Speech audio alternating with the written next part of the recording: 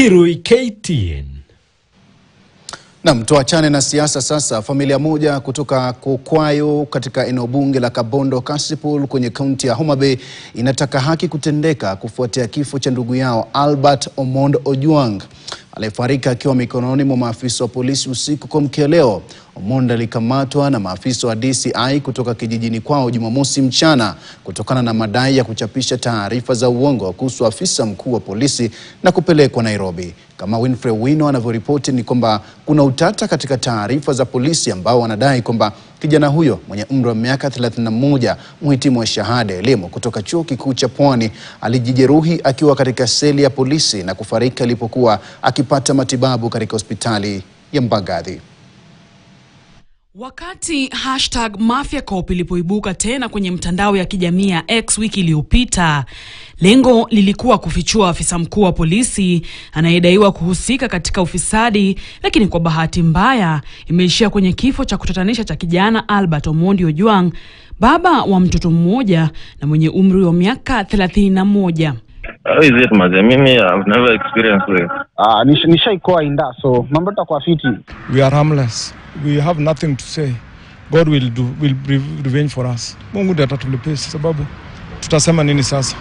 Hashtagi hiyo haikupokelewa vizuri na baadhi ya maafisa wa usalama nchini walianzisha uchunguzi wa haraka na kupelekea kukamatwa kwa mmiliki wa akaunti iliyotengeneza hashtag huko Tendere, mji wa Ugembo katika eneo bunge la Gucha, Kisii. Kelvin Moinde anazuiliwa katika kituo cha polisi cha Kamukunji akisubiri kufikishwa mahakamani kesho asubuhi. Lakini haikuishia hapo. Wakati akihojiwa, Moinde alifichua jina la rafiki yake wa karibu ambaye pia alidai alikuwa na ufikiaji wa akaunti ya X. Kisha Jumamosi mchana, maafisa wa DCI walifika nyumbani kwa Meshak Ojwang katika kijiji cha Kakoth, Kokwanyo, kaunti ya Homa Bay, wakimtafuta mwanawe wa pekee Albert Omondi kwa madai ya kuchapisha taarifa za uongo kuhusu bosi wao. Ni hapa ndipo utata unaanza. Tafanya nini na Kenya imeshafanya uamuzi chini ya uongozi wa serikali? Atafanya nini? Si amekufa. Wameona vyema waamue. Atafanya nini yeye mama? Hawezi. Sinikulia tu.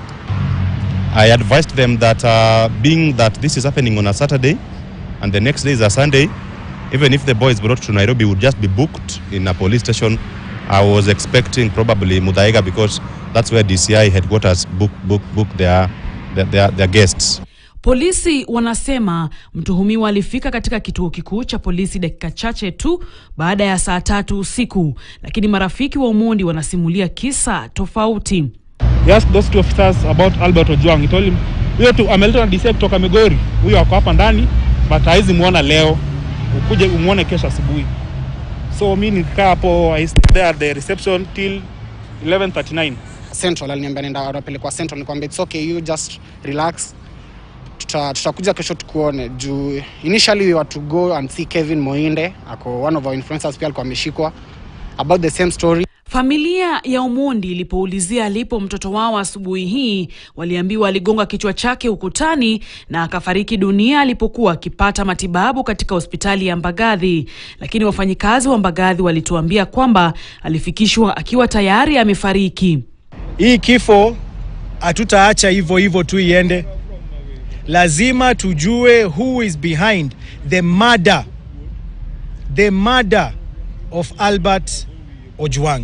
OCPD wa eneo hilo Stephen Okal aliwarifu wanahabari kuwa Omondi alizuiliwa katika chumba tofauti kutokana na asili ya kesi yake iliyokuwa inashughulikiwa na DCI. Katibu wa usalama wa ndani Raymond Omolo ameitaka polisi kufanya uchunguzi wa kina. A death, particularly where someone has not died in hospital, there's a process.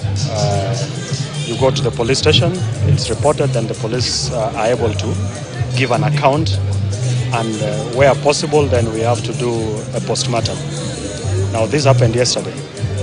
It's not possible that we have the full facts of the matter, but we will be able to avail that as soon as it's there. Mwili wa Omondi baadaye ulipatikana katika City Mortuary ukiwa na alama za kujilinda mikononi, uso uliovimba na damu ikitoka puani na masikioni. Alipochukuliwa kutoka kijijini kwao eneo la Kokwanyo, Albert alikuwa buheri wa afya, lakini sasa kizaazaa kimeibuka baada ya mwili wake kupatikana katika makafani ya City, huku maafisa wa polisi wakidai alijigonga kwenye ukuta na kuaga. Winfrey Owino kutoka makafani ya City, Nairobi. Naam, turejelee siasa sasa ambapo wandani wa Rais William Ruto